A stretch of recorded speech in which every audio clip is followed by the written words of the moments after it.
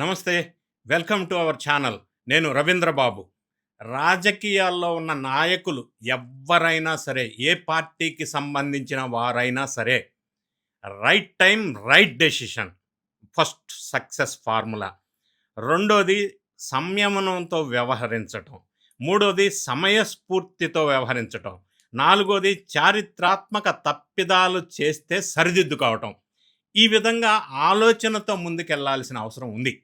ఈ విషయం ఎందుకు చెప్పానంటే, వైఎస్ఆర్ కాంగ్రెస్ పార్టీ ఈటన్నిటిని ఇప్పుడు నేను చెప్పిన విషయాల్ని దేనిని పాటించలేదు కాబట్టే ఈరోజు ఈ దుస్థితి వచ్చి టైటానిక్ లాగా మునిగిపోయింది. పరిస్థితి ఆ విధంగా దాపురించింది. ఇక సమయస్ఫూర్తి లేదా రైట్ టైం రైట్ డెసిషన్స్ ఎందుకు, చారిత్రాత్మక తప్పిదాలేంటి, మరి చంద్రబాబు నాయుడు గారి చాణుక్యం ముందు జగన్ రెడ్డి గారు సెల్ఫ్ గోల్ లాగా సంఘటనలు జరుగుతున్నాయి. అది ఎగ్జాంపుల్ చెప్పవలసి వస్తే, గతంలో జగన్ రెడ్డి గారు అధికారంలో ఉన్నప్పుడు చంద్రబాబు నాయుడు గారిని టైమింగ్ బ్యాడ్, రైట్ టైం కాదు, రైట్ డెసిషన్ కాదు. దానికి ఎందుకు అంటే ఆయన్ని అరెస్ట్ చేసి అక్రమంగా అన్యాయంగా 53 రోజులు జైల్లో ఉంచటం అనేది చారిత్రాత్మక తప్పిదం. దాని ఇంపాక్ట్ 2024 ఎలక్షన్ రిజల్ట్స్లో బయటకు వచ్చింది.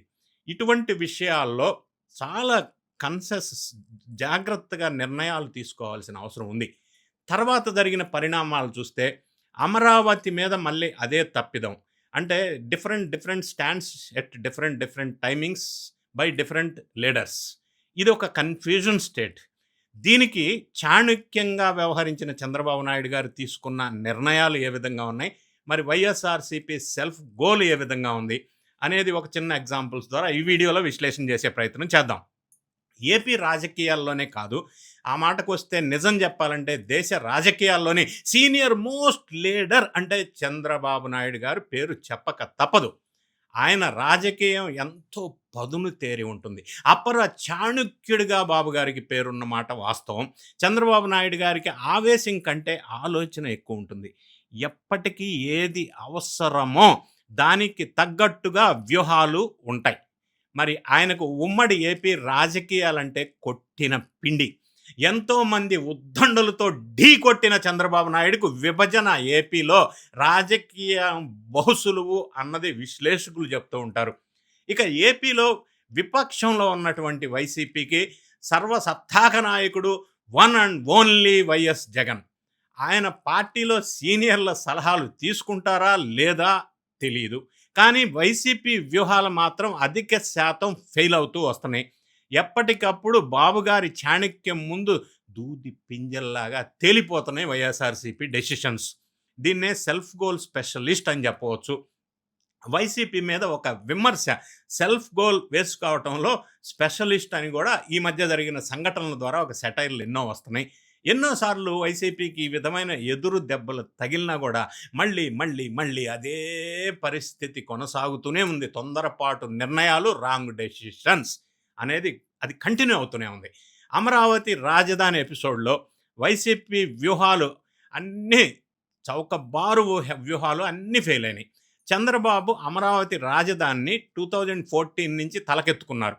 నాటి నుంచి 12 సంవత్సరాలుగా టీడీపీది ఒకటే మాట, ఒకటే బాట, సింగిల్ రాజధాని.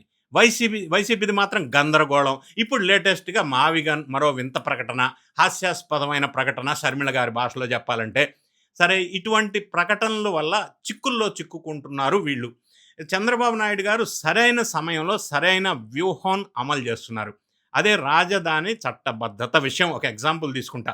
నిజానికి 2024 జూన్ 12 నుంచి ఏపీలో చంద్రబాబు నాయుడు గారి సర్కారు కొలువు తీరింది. మరి చంద్రబాబు నాయుడు గారు తలుచుకుంటే ఎప్పుడో చట్టబద్ధత వచ్చి ఉండేది. కానీ ప్రతి దానికి ఒక టైమింగ్ ముఖ్యం. రాజకీయాల్లో అయితే అది చాలా అవసరం. అందుకే అమ్ముల పొదిలో నుంచి అమరావతి రాజధాని అంశం చట్టబద్ధత ఇప్పుడు తీశారు బాబు గారు. వైసీపీ ఈ మధ్యనే యాక్టివిటీస్ని పెంచుకుంటూ ఉంది. జిల్లాల పర్యటనకు జగన్ రెడ్డి గారు రెడీ అవుతున్నారని వార్తలు వస్తూనే ఉన్నాయి 2 ఏళ్ల నుంచి. వచ్చే ఏడాది పాదయాత్ర అంటున్నారు, 2 ఏళ్ల నుంచి చెప్తూనే ఉన్నారు. ఈ నేపథ్యంలో వైసీపీకి ఉచ్చు బిగించి మరీ టీడీపీ ముగ్గులోకి లాగింది. వైసీపీ వ్యూహాలేమిటో ఆ ఉచ్చులో చిక్కుకుంది అనేదైతే ప్రజలు అనుకుంటూ ఉన్నారు. ఎందుకంటే వీరు ఇటువంటి కన్‌ఫ్యూజన్ స్టేట్ లేకుండా మౌనంగా ఉంటే బాగుంటుండే. వైసీపీకి అర్థం కాని విషయం ఏంటంటే, రాజధాని వంటి సున్నితమైన సెన్సిబుల్ అంశాల్లో ఏపీలో 5,00,00,000 మంది సెంటిమెంట్‌తో ముడిపడి ఉన్నటువంటి విషయంలో ఇటువంటి కన్‌ఫ్యూజన్ స్టేట్‌మెంట్స్ ఇవ్వకుండా మౌనంగా ఉంటే బాగుంటుండే. అలా కాదు తాము అనుకున్నది చేస్తామంటే 2019-24 మధ్య 3 రాజధానులంటూ వైసీపీ చేసిన విన్యాసానికి జనాలు కఠినమైన తీర్పిచ్చారు గదా! మరి దాన్ని గుర్తించైనా అమరావతి అంటే సైలెంట్‌గా ఉంటే బాగుండేది గదా! ఇక జగన్ రెడ్డి గారు ఈ నెల ఫస్ట్‌న ప్రెస్ మీట్ పెట్టడం గూడా సరి అయిన డెసిషన్ టైమింగ్ రాంగ్. ఆ టైంలో పెట్టేది లేకుండే. పార్లమెంట్‌లో బిల్లు ప్రవేశపెట్టే వేళ జగన్ రెడ్డి గారు ప్రెస్ మీట్ లాంటి మీట్ పెట్టి అమరావతి గురించి చేసిన విమర్శలు ఆ పార్టీకి ఏమాత్రం లాభం లేకపోగా తీవ్రమైన నష్టాన్ని కలిగించాయి. ఈ మధ్య జరిగిన దుర్ఘటన. అంతేకాదు ఆయన లాస్ట్ పంచ్ అంటూ వదిలిన మావి గన్ అన్నది ఏమాత్రం అక్కరకి రాని ప్రతిపాదనగా మిగిలిపోయింది. అంతేకాకుండా ట్రోలింగ్ కంటెంట్‌కి అవకాశం ఇచ్చినట్టయింది. కోరుకున్నదే జరిగిందనమాట. తమ ప్రత్యర్థి ఎప్పుడు కూడా ఇబ్బందుల్లో పడాలని ఏ రాజకీయ పార్టీ అయినా సరే జనరల్‌గా ఏ పార్టీ అయినా అన్ని పార్టీలు జనరల్‌గా కోరుకుంటాయి. సరే టీడీపీ కూడా ఆ విధంగా కోరుకొని ఉండి ఉండవచ్చు. కానీ వైసీపీ కూడా అలానే చేసింది కదా మరి. అమరావతికి వైసీపీ వ్యతిరేకమని ఇన్నాళ్ళు టీడీపీ ప్రచారం చేస్తూ వచ్చింది. అయితే ఎన్నికల తర్వాతైనా వైసీపీ తీరు మారిందోమో అన్న డౌట్లు ఎక్కడో జనాల్లో కొద్దిగా ఉన్నాయి. అయితే మేము మారలేదు, మా దారి మావి గన్ అంటూ వైసీపీ పెద్ద ట్విస్ట్ ఇచ్చింది ఇప్పుడు. దాంతో టీడీపీ పని మరింత సులువైంది. ఏపీ అభివృద్ధి కానీ సెంటిమెంట్ కానీ కోట్లాది మంది ప్రజలు పట్టించుకునే విషయాలుగా ఉన్నాయి. సాధారణంగా వాటిని గుర్తించి ముందుకు సాగాలి రాజకీయ పార్టీలు. కానీ వైసీపీ మాత్రం నేల విడిసి రాజకీయం చేస్తుంది అనేది ఈ సంఘటనల ద్వారా అర్థమవుతుంది. దాంతోనే ఆ పార్టీ శ్రేణులందరూ కూడా గందరగోళ పరిస్థితుల్లో పడ్డారు. ఎవ్వరు ఏం మాట్లాడతారో తెలీదు.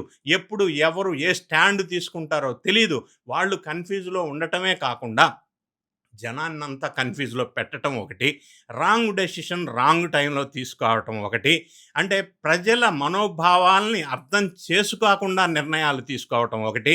మరి గతంలో జరిగిన ఎలక్షన్స్ ఒక్కసారి మనం ఒక్క విషయం గమనించినట్టయితే తెలుగుదేశం, ఎన్‌డీఏ ప్రభుత్వం స్టాండ్ ఒకటే రాజధాని అమరావతి. జగన్ రెడ్డి గారి స్టాండ్ 3 రాజధానులు. ఈ స్టాండ్ మీద ఎలక్షన్‌కెళ్తే ప్రజలిచ్చిన తీర్పేంటి? రాజధాని అమరావతికి ఒకటే స్టాండ్ అని చెప్పి అత్యధిక మెజారిటీతో ఎన్‌డీఏ ప్రభుత్వాన్ని గెలిపించారు. మరి అటువంటప్పుడు వైఎస్ఆర్ కాంగ్రెస్ పార్టీ రియలైజేషన్ వచ్చి ప్రజల మూడ్‌కి, భావాలకి, సెంటిమెంట్‌కి అనుగుణంగా డెసిషన్స్ మార్చుకొని ముందుకెళ్ళాలి గదా! అందులో తప్పేంటి?